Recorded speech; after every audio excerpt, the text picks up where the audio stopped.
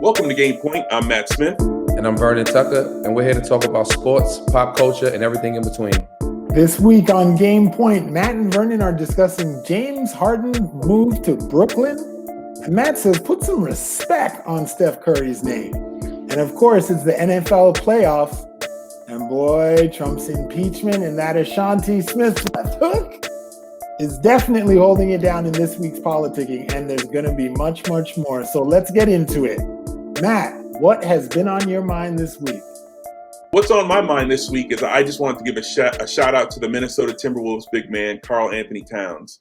Last year, he lost his mother to COVID and 6 family members to COVID. And he was recently, he tested positive himself for COVID. And I saw a post he wrote on Instagram to his father, his sister, and his niece and nephew, basically committing to them that he was going to fight it and survive this virus. So shout out to you, Karl Anthony Towns. So that's me. Vernon, what's been on your mind?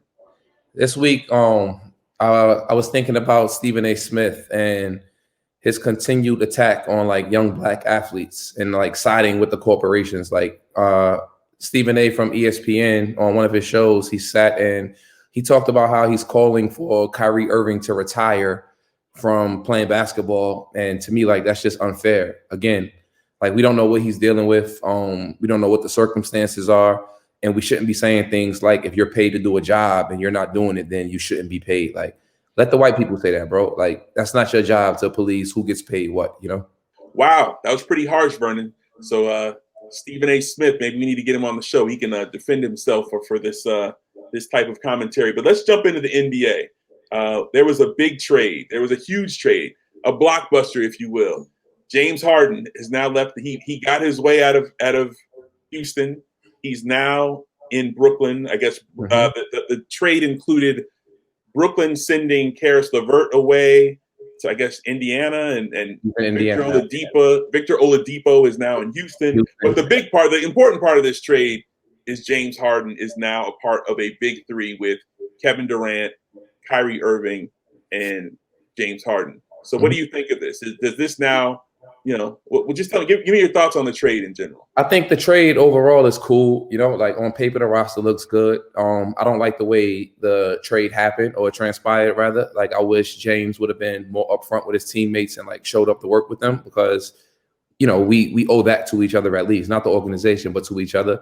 But to me, on paper, I look at what they're missing, and it's rim protection. And coming out of the East, you're going to have to stop Giannis of the Milwaukee Bucks. Like, he's a premier attacker of the rim. So I don't know what they're going to do when it comes playoff time and Giannis is bringing, 6'10", 240 to the rack and dunking on everyone down there, Yeah, I hear you. Giannis, the Greek freak, he's nicknamed that for a reason. He's a freak. But when you pair up Kevin Durant, all 6'11", 7 foot, whatever he is, with James Harden and Kyrie Irving, if they're all healthy, that's my caveat. They all have to be healthy and they all have to play, because they don't have the depth that some of the other teams have. But if they're all healthy, I can't imagine that there's another team in the East. I don't care if the Greek freak is as sick as anybody. But look at Miami though, right? When Miami, that 2011 season, and they made it all the way to the NBA Finals, and they played against the year LeBron and them, the Heatles. Hey, be careful, man. Be careful. Don't say not 1, not 2, not 3, not 4, not 5. That season. Don't bite the hand that's feeding you. Hey, I'm with you, LeBron. I'm just saying that first year when they lost to the Mavericks, there was a reason why they lost, and I think the reason why they lost is we kind of took it too easy. So to me, I'm more concerned about that. Like, okay, are they gonna address the game? All I'm saying is this, bro. You can make the excuses you want for the 2011 Heat. The Brooklyn Nets are loaded. They're going to do well. They're going to win the East, and then they're going to get beat by the Lakers. So that's my take. I'm calling it now. I'm calling my shot. Look, if LeBron beats them, then that's another super team that he beats, in addition to that Steph Curry team, right? Facts. So Steph right now, moving on, has the chance to solidify himself. What do you think about what's going on with him in his game? Like, do you think we should put a little bit more respect on his name? I absolutely think Steph's been underappreciated. I think clearly, he's a 2-time MVP. To me, obviously, he's the greatest shooter of all time. I'll give him that. the team has won. He's gone to what 5 finals and they won 3. Sure. So, huh? I said sure, yeah, sure. Oh, okay. So all I'm saying, this season he's already shown the firepower he's capable of. He went off of what 63, and I think all that's cute. 63 points. That's the highest point total of anybody in the NBA this year. Is that not true? Yo, I think all that's cute, right? But to me, the biggest thing is going to be how does he carry this team in their moment of need? Like, can he carry a team that everyone is saying is, like they've lost pieces to the playoffs, at least the playoffs, right? Because I remember when he compared himself to LeBron, and he mentioned that he beat. But what did he say? How did he compare? What he said was, if I'm overrated, I've beat a player 3 times for all 3 of my rings that many people consider the greatest of all time. So what does that say about him? That's what was not true in that statement? I'm not saying that at all. I'm saying that now we have to break that statement down and get into what actually happened. You played LeBron without Kyrie Irving. You played LeBron without Kevin Love. You played LeBron by himself when he forced you guys to 6 games and led the fucking finals. How did we turn this into a LeBron segment? No. I wanted to give Steph some props. We know LeBron is the greatest of this era. Listen. What I'm doing is I'm addressing what he said to flip it against him. You can't compare yourself to LeBron, and then now when you're in this moment we have a You know what I'd like to do? I'd like to flip it to the Rookie of the Year watch. Nah, we're not done with this one, man. We're not done with this one. We're done with this one. I have my stats. Let me give my stats. All right. Producer wants us to move on. We'll put a button on this. We'll finish this. Okay. Okay, go ahead. So we're talking about a guy who he averaged 33 points when Klay was on the floor, right? He now goes up to 40 points per 100 possessions when Klay is off the court. Are we talking about Steph Curry?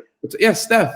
Oh, okay. You're talking Steph's averages. Yes, Steph. Your guy, Steph. Okay. Goes up to 40 when Klay is off the court. That's great. Brilliant, right? Winning basketball games takes more than scoring an additional 7 points per game, Matt. So I don't know if he has the ability to make a bad team good as much as he has the ability to take a good team to unprecedented level. Well, I don't think they're a bad team. And I think with Wiggins, with the rookie Wiseman, yes.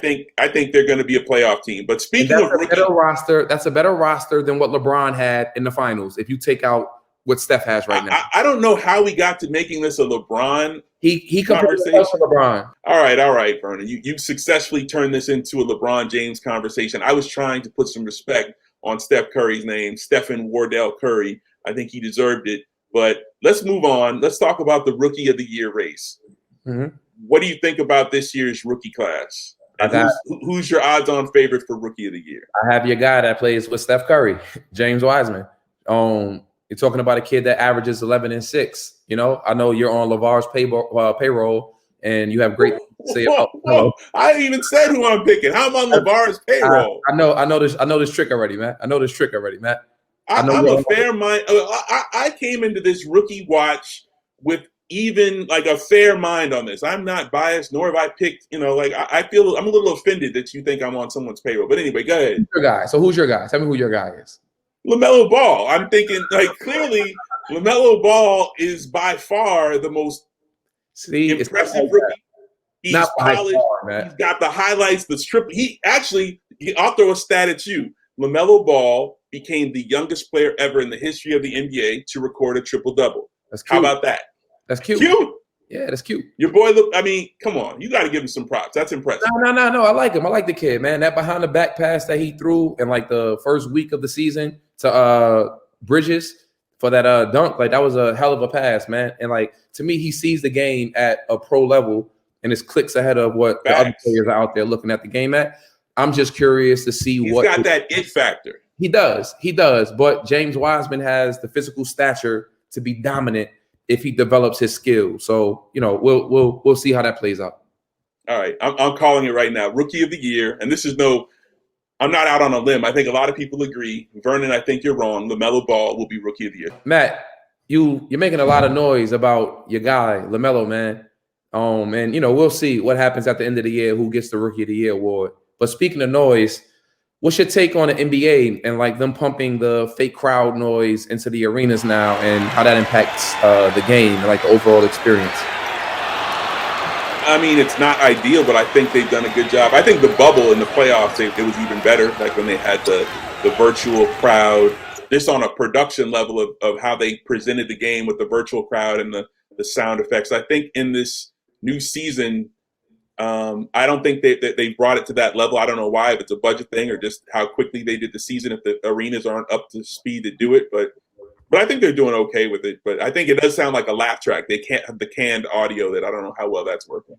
And I think like it's kind of weird, right? Because we need it, right? As viewers at home sitting on our couch watching the game, right? But if I'm not mistaken, an NFL team got in trouble and got fined for like pumping in like fake crowd noise like during one of their games. So it's like, where's the before COVID? Before like just COVID. yeah, right before COVID, you know? So it's like, to me, I don't know how much it actually like impacts the players or the gameplay, right? Because we're not out there playing, but I do like to hear some type of reaction when things are happening, you know? Like I have heard the players say that, like the fact that they can call out and hear their coaches or hear the other coaches and the play calls, like there's a competitive advantage that the players now have to be able to really hear each other in ways that they couldn't hear before. All right, so that's enough about the NBA and their bubble and their canned audience reaction. Let's go to the NFL.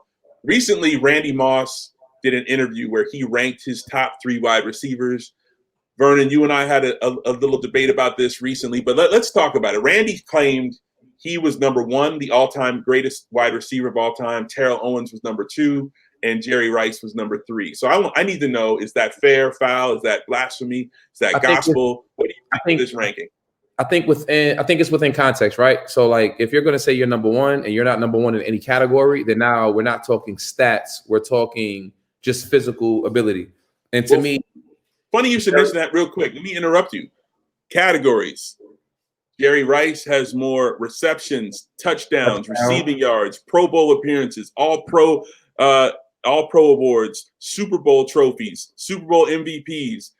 He was a 2-time Offensive Player of the Year. Randy did not win that award. So I think the stats and the awards and the all those things. It leans towards Jerry, but to me, they lean.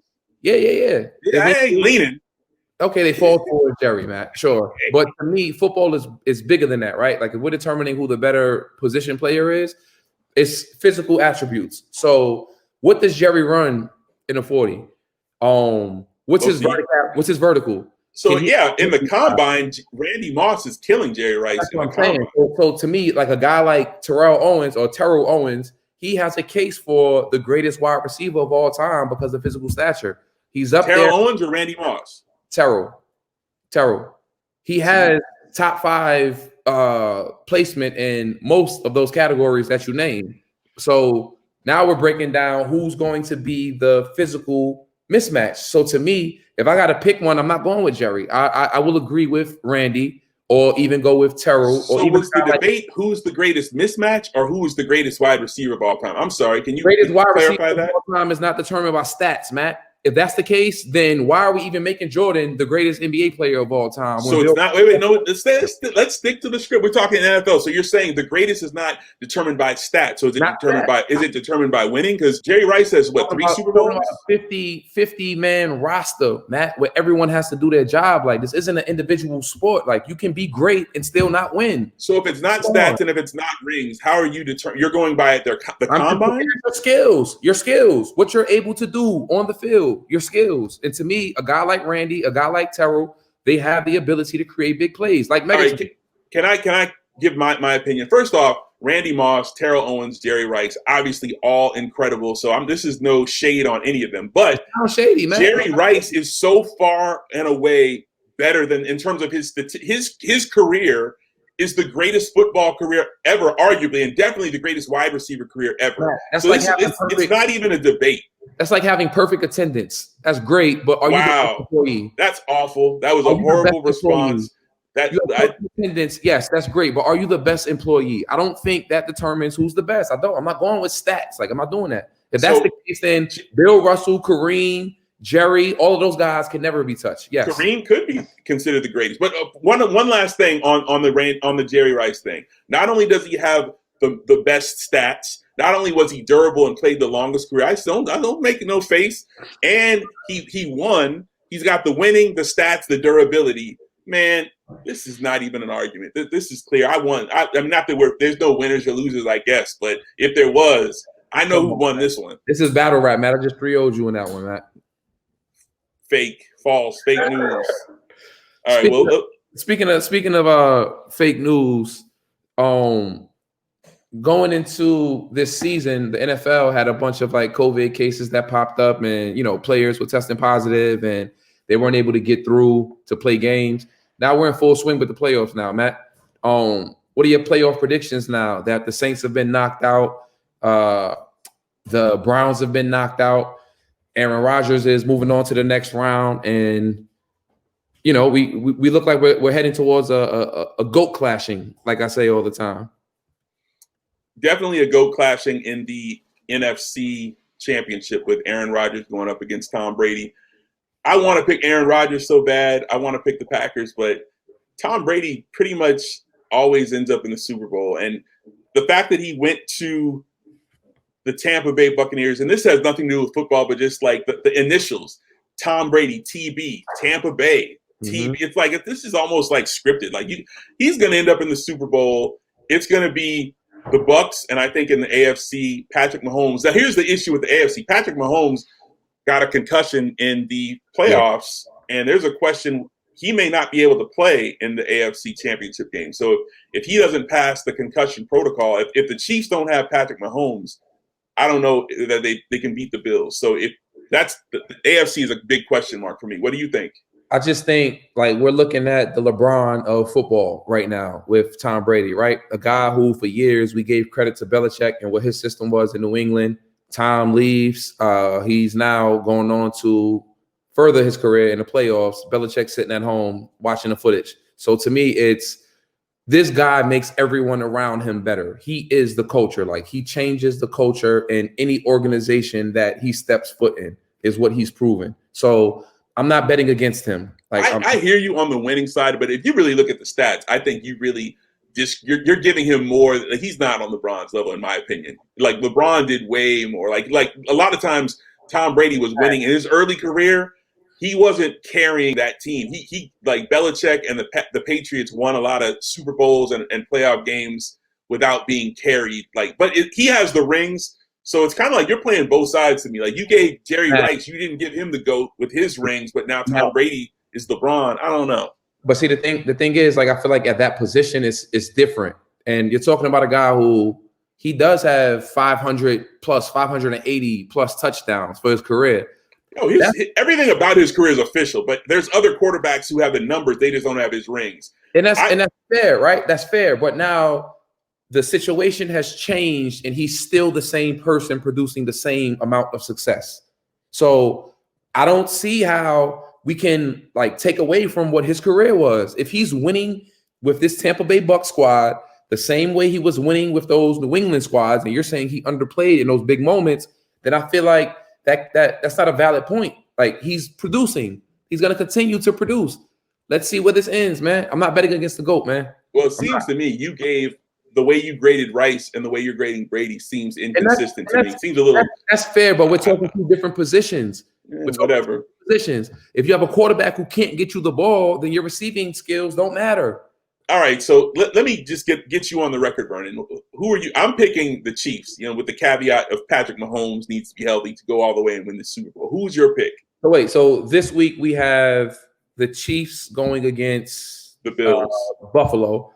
I agree with you. I think Mahomes is going to pull through and, Josh Allen's going to get sent back home. So I have the Chiefs winning that. In the NFC, it's Green Bay versus Tampa. I think that's going to be a gunfight, but I'm not betting against the GOAT. I got Tom pulling through on that one as well. Well, Tampa Bay played Green Bay earlier this year. The GOAT, Brady battled Aaron Rodgers earlier this year, and Tampa Bay won. So I think Brady's going to do it again. If you're going to lose, I would much rather lose to a Mount Rushmore quarterback as opposed to, someone else who is, new into the conversation. All right, Vernon, you just brought up Mount Rushmore. So let's leave the NFL and let's get into some politicking. The president of the United States, number 45, is just recently was impeached by the House and twice. For the second time. So what are your thoughts on this? On just overall, should we be trying to impeach him and just the whole state of the end of this Trump administration? I feel like it's too little too late, right? Like I understand that there are ramifications, right, that can transpire with him being impeached. But for me, it's a classic case of white people not caring about shit until it impacts them, right? So take Caitlyn Jenner. Caitlyn was adamant in supporting Trump when Trump was running and trying to ban colored people from, flying into America and building a wall and shit. All for that. But then when Trump announces that transgender people can't enlist in the army, now it's an uproar. So to me, this is another case of that. It's like, if it was a problem, then it's a problem now, but it's only a problem now because it directly impacts you. But I don't give a fuck. We've made it past this point, What do you think? I mean, I hear you. It is a lot of too little too late. He's been violating throughout his whole entire term, as far as I'm concerned. But I do think in terms of impeaching, to impeach or not impeach, because I've heard some people discussing whether or not this should happen. I think basically, even just on the principalities of this, to be funny, but it's you can't let this walk. You can't let this kind of behavior just I think they should impeach and should. Why can't you let this walk when this is who you are? When you voted this evil in, why can't you let this walk? You want the world to see you displaying. I get you. I get that energy. I hear you. I just think to me, it's this is the kind of thing where if there's ever a time where you got to be no, we have to correct this behavior. This Trump administration, to me, merits some sort of correction for the history books. I just think it's crazy. Fuck those books. Hey, okay, I get you. I'm just saying, to me, just letting him go on to the sunset to keep whatever presidential benefits from the money that a president gets after their term is over, to the Secret Service, to all the benefits. And I hear he's losing a lot of money from the banks don't want to deal with him, and I'm glad. A lot of people, corporate partners are backing away.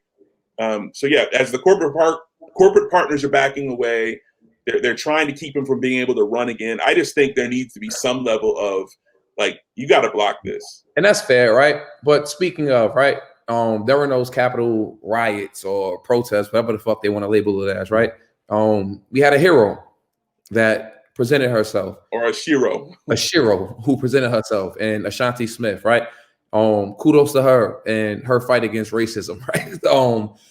If you're not familiar, she was being crowded by a group of, I would assume, Trump supporters who were trying to breach the Capitol, and she was standing her ground and making sure that things were handled in an orderly fashion.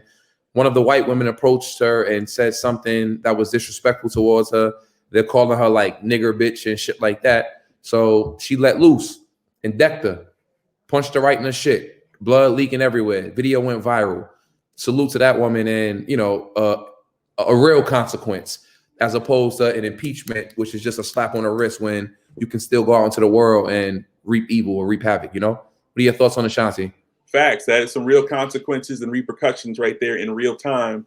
Yes. I just think that when I watched that clip, and when I heard that she ended up losing her job as a security guard, or I don't know if they put her on leave, unpaid leave, or if she's actually completely lost her gig. The thought that came to my mind is just, as we call our, the culture, quote unquote, I hope we as the culture, we as her village, look out for her, whether it's regular working people who support her GoFundMe, whether it's, our Black wealth coming together in some, in some way to look out for her. I don't know how that happens or what that looks like, but I just want her to be good. I want people to I want our community to look after her, is all I'm trying to say. And that's fair. But if you look at our community, help her. Yeah, and I think that's fair. And I wish the same for her, But if you look at our community and what we have going on right now, we're too distracted with shit like Bow Wow concerts in Houston, So wow. Yeah, did you see that? Did you see the crowd of people that came out to see Bow in concert? I'm not here to besmirch Bow Wow's catalog of music. I'm just saying, to come out during a pandemic to hear, I don't know what his biggest hits are, but that's what'd you say? Fresh as I'm is. Fresh as I'm is. Yeah, Fresh as I'm is he had a little jam with that. I just don't understand putting your life at risk I just think as a community, we need to check ourselves and make sure we're taking this seriously. Yeah, and I get the, you need to go out and be around family or friends and shit like that, right? Like if you want to sneak off and fly home for the holidays or whatever, like because you're dealing with whatever you're dealing with in isolation, I get that. But we gotta do better than packing a fucking club in Houston to go see Bow Wow perform when the virus is peaking right now, Precious Amiz was kind of jamming though. Is it worth a ventilator? Is my question. Yeah, I think you make a good point. So. Let's go from Bow Wow to highlighting some things or Bow Wow and our people to highlighting some things that we do like. Matt, let's go into the 24-second shot clock. Tell me some things that are on your mind that you like this week. Well, I'll take it back to my girl Ashanti Smith. One thing that I did like is that her GoFundMe campaign raised over $227,000 with 7,000 donors. So people were reaching out, and the village is coming out to support. That's fire. Mine will go out to LeBron and Mark Phillips or Supreme Dream on Twitter. He made like a skit of LeBron's reaction to the James Harden trade, and I think that's fire. I think we should roll that clip back. Nobody can stop us. That's what I'm saying. I know, because look at this. Look, remember when I did this? Bang. Come on. You know what it is. Hey, wait till after practice. You see me practicing right now. Come James on Harden went to the Nets today. Wait, James Harden went what? To the Mets? The Nets. The Mets? Look. James Harden went to the Nets? Yes. So it's James, KD, and Kyrie? Yes. I'm 36. Matt, I'm 36, Matt. Stop throwing me the damn ball, Matt. I'm 36. That video is hilarious. Yeah, I'm glad that he gets some shine though. Like that's a big cosign for LeBron to repost that the way he reposted it. But that brings us to an end, Matt. I'm Vernon Tucker. I'm Matt Smith. And this is Game Point.